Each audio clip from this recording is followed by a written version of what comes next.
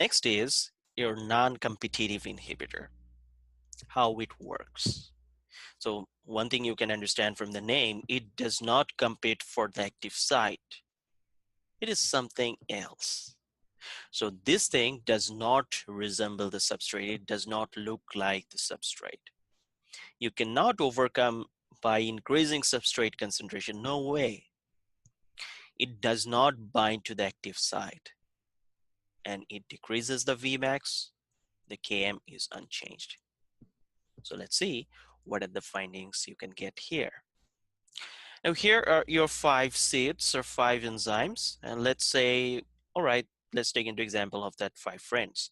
They're sitting here, they're the substrate, they're sitting here, and they're gossiping. And more the gossip they can do, more their Vmax. Now what happens? This devil thing came. This devilish looking enzyme inhibitor came. And they are so devil, they are not fighting with them. They are removing, they are making them, or they are inhibiting the enzyme in other way. What they can do? This guy, they are, instead of sitting in the active site, they are kind of sitting here. This guy are sitting here. Look how they are squatting. And not only they are sitting here, they kind of light a torture or light a torch or a, the lighter that we use for the cigarette lightening.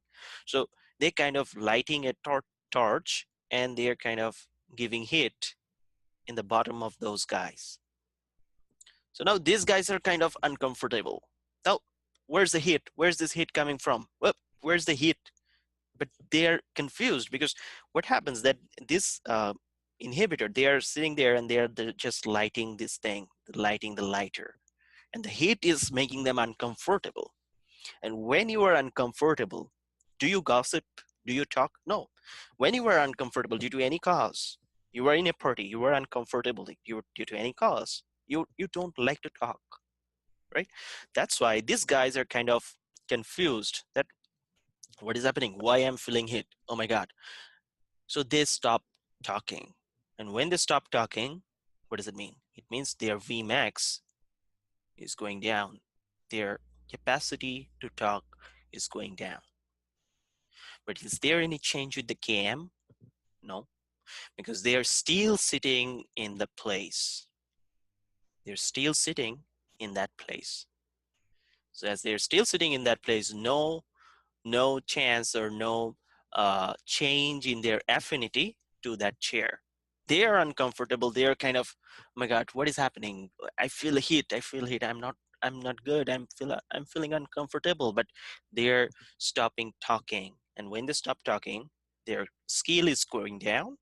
But as they are still sitting on that chair, their affinity is not changed. So Km remains the same. And that's what you get in your non-competitive inhibitor. This non-competitive inhibitor binds the enzyme in a other place or in another site other than the active site, and they inhibit that substrate and the enzyme complex from working. But the enzyme and the substrate, they are bound, but still their Vmax decreases because they are doing it in another way. So that's how your non-competitive inhibitor works.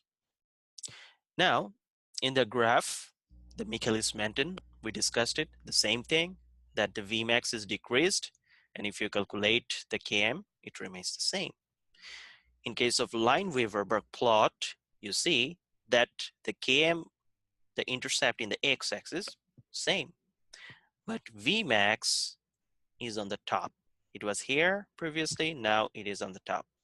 And what I told you earlier, the more this dot towards 0, the bigger it is. The more away, the less it is. Now, as you see that this dot was previous dot, that means no inhibitor present. Now this dot is on the top, that means the inhibitor present. What does it mean? It means the Vmax is decreased. The Vmax is decreased here. When you add a non-competitive inhibitor, the Vmax decreased. That's it.